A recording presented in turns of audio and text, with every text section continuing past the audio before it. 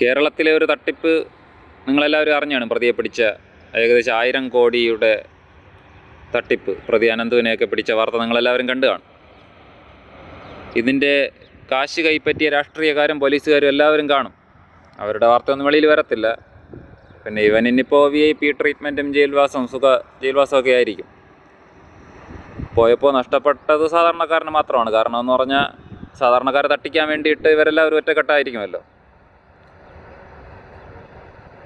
ഇവരെ പോലുള്ളവരുടെ വാക്കുകൾ ആദ്യം സൂക്ഷിച്ച് വേണം ജീവിക്കാൻ. കാരണം നമ്മൾ നാളത്തേക്കായിട്ടുള്ള പ്രതീക്ഷയിൽ ജീവിക്കുന്നവരാണ് സാധാരണക്കാർ.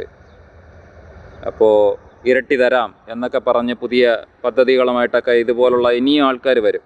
അപ്പോൾ സൂക്ഷിച്ച് ജീവിച്ചാൽ സാധാരണക്കാർക്ക് നഷ്ടമില്ലാതെ ജീവിക്കാം. അല്ലെങ്കിൽ സാധാരണക്കാരുടെ കാശേ പോകത്തുള്ളൂ. നമ്മൾ എവിടെ പോയി പരാതിപ്പെടാനെന്നുള്ള രീതിക്ക് വിട്ടുകളയുകയും, അഥവാ പരാതിപ്പെട്ടാൽ തന്നെ എത്ര പേരുടെ കാശ് തിരിച്ചു കിട്ടും.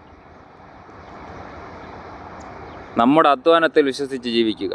ഇവരെ പോലുള്ളവരുടെ ഈ പദ്ധതികളിൽ പോയി തല വയ്ക്കാതെ, ഇനി എന്തോരം പദ്ധതികൾ നടന്നുകൊണ്ടിരിക്കുന്നതായിരിക്കാം, ഇനി നടക്കാൻ പോകുന്നുണ്ടാവാം.